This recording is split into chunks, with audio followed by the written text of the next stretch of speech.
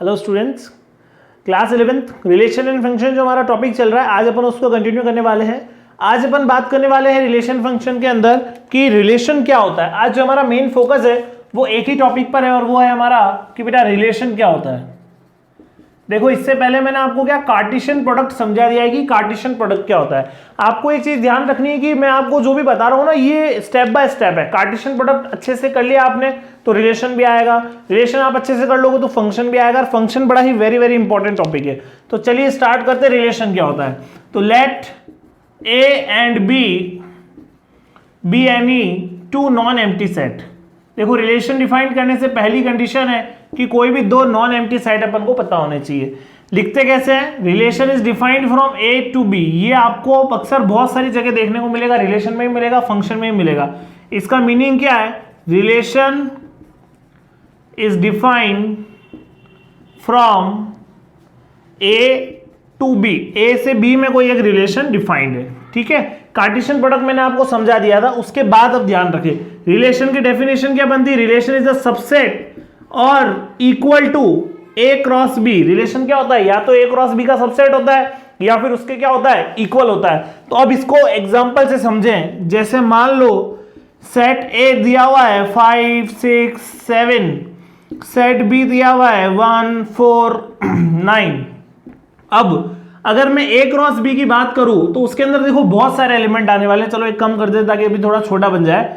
अगर मैं ए cross B की बात करूं तो ए क्रॉस बी के अंदर अभी मेरे पास 5 1 5 3, इसी तरीके से 6 1 6 3 7 1 7 3। ये एलिमेंट्स मेरे पास में ए क्रॉस बी के अंदर आने वाले हैं। अब तुम्हें पता है कि इतने बड़े सेट के अंदर से जो मेरी डेफिनेशन है उसके हिसाब से क्या कहता है कि इसका कोई भी सबसेट ले लो। इसका तुम कोई भी सबसेट लो। सबसेट का मतलब क्या है? छोटा पार्ट। इसका कोई भी छोटा पार्ट ले लो। केवल 5 1 लिया तो भी रिलेशन है। अगर तुमने 5 1 के साथ में 7 1 ले लिया या 7 3 भी ले लिया, क्योंकि अपन को तो छोटा पार्ट लेना है, कोई सा भी छोटा पार्ट लो तो भी एक रिलेशन है। अगर तुमने 5 1 के साथ में 6 3 ले लिया तो भी एक रिलेशन है। तो ये सारे हमारे पास में क्या बनेंगे? रिलेशन बनेंगे। इसके जितने सबसेट पॉसिबल है उतनी रिलेशन पॉसिबल है, ध्यान रखना, ठीक है। अभी बात भी करेंगे नंबर ऑफ रिलेशंस कितनी होती है। नेक्स्ट, अब समझो दो बातें। पहली बात, यहां मैंने इक्वल टू का साइन भी लगाया है, मतलब अगर ए क्रॉस बी पूरा का पूरा खुद भी उठकर आ गया, अगर मैंने ये भी लिख लिया पूरा का पूरा, तो भी ध्यान रखना कि ये भी एक रिलेशन है। और दूसरी बात जो बड़ी काम की है, उसको ध्यान से सुनना और समझना और लिखना कहीं पे, कि अगर केवल और केवल 5 लिख दिया तो भी एक रिलेशन है। और ऐसी रिलेशन को क्या बोलते हैं हम? Empty relation. अब तुम्हारे मन में आया कि सर ये कहां से आया, तो दिमाग लगाओ। तुमको क्या सिखाया था? 5 is the subset of every set. 5 her set का क्या होता है? सबसेट होता है। तो भाई इसका भी सबसेट होगा, इसका भी सबसेट होगा, तो बिल्कुल एक रिलेशन बनेगी हमारी, ठीक है। अब दो फॉर्मूले भी सीख लो साथ के साथ। Number of relation in A to B में नंबर ऑफ रिलेशंस कितने होंगे? 2 की पावर mn। कैसे आएगा वापस समझना। मैंने तुमको बताया था नंबर ऑफ एलिमेंट्स इन ए अगर मान लो m है, number of elements in b मान लो अगर m है, तो number of elements in a cross b पिछली वीडियो में चर्चा हो गई, कितना आएगा? mn। और अगर ये mn आएगा तो यहाँ पर कितना हुआ भाई? 2 की पावर mn। सेट का 2 की पावर n फॉर्मूला बताया था। इसी तरीके से अब दूसरा वाला, number of non empty relations. Non empty relations, देखो भाई एक रिलेशन तो कैसा है? एम्प्टी। तो नॉन एम्प्टी कितने हो गए? 2 की पावर mn माइनस 1। एक माइनस कर दो, क्लियर। तो ये पहले बेसिक्स ध्यान रखने रिलेशन के बारे में। अब अपन को कुछ रिलेशन के बारे में कुछ टर्मिनोलॉजी ध्यान में रखनी, कुछ टर्म्स ध्यान में रखनी, तो वो पढ़ते हैं। उन टर्म्स का बिल्कुल खास तौर पर अपन को ध्यान रखना है। तो अब उन टर्म से कैसे क्वेश्चन बनता है, क्या होता है, वो समझेंगे बिल्कुल ध्यान से। 3 टर्म्स है हमारे पास में, उन तीनों को ध्यान से समझेंगे। कोई एक एग्जांपल ले लेते हैं पहले, जिससे अपन को समझने में आसानी हो। Relation is defined from A to B. A आपको गिवन है मान लीजिए 5 6 7 और बी आपका गिवन है 1 3 4 9। अब ए क्रॉस बी तो बहुत बड़ा आएगा, मैं भी वो नहीं लिख रहा हूं अभी। मेरे हिसाब से कोई भी एक छोटा सा मैंने बना लिया 5 1 6 3 एंड 7 9 ये मैंने बना लिया, ठीक है। तो ये मेरा अभी बन गया। अब मेरे को 3 टर्म समझनी है। कौन कौन से तीनों टर्म समझनी है मैं लिख देता हूं पहले। एक समझना है बेटा डोमेन, दूसरा समझना है कोडोमेन, और तीसरा समझेंगे हम रेंज। 3 बातें हमको समझनी है बिल्कुल क्लियर तरीके से, ठीक है ना, कि भाई एक रिलेशन के लिए डोमेन क्या होता है, एक रिलेशन के लिए कोडोमेन क्या होता है, और एक रिलेशन के लिए रेंज क्या होता है। डोमेन का मतलब है the set of first element of ordered pair. Ordered pair के फर्स्ट एलिमेंट्स का जो सेट है वो हमारा क्या कहलाता है, डोमेन।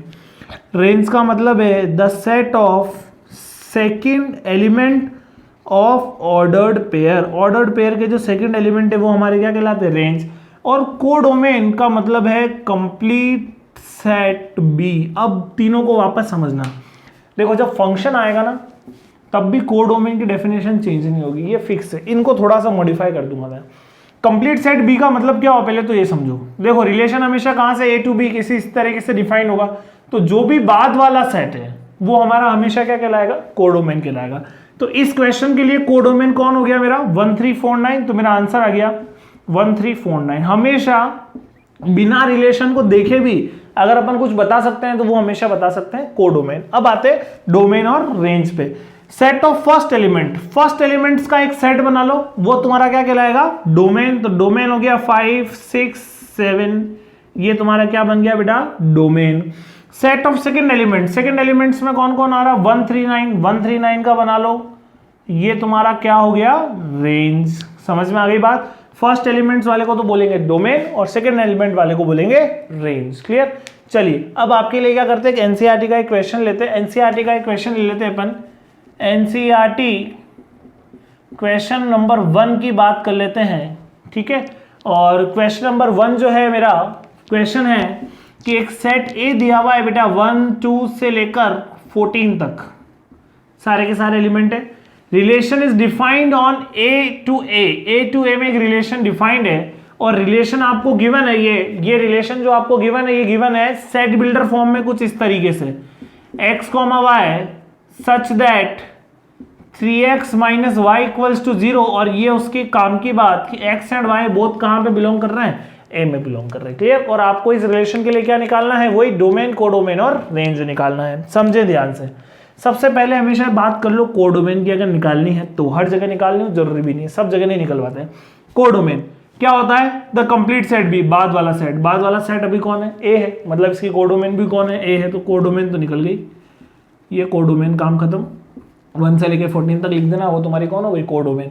अच्छा अगर मेरे को डोमेन और रेंज निकालनी ना तो पहले रिलेशन का ऐसे पता होना चाहिए। और ऐसे को क्या बोलते हैं, क्या बोलते हैं, याद आया आपको, रोस्टर फॉर्म बोलते हैं।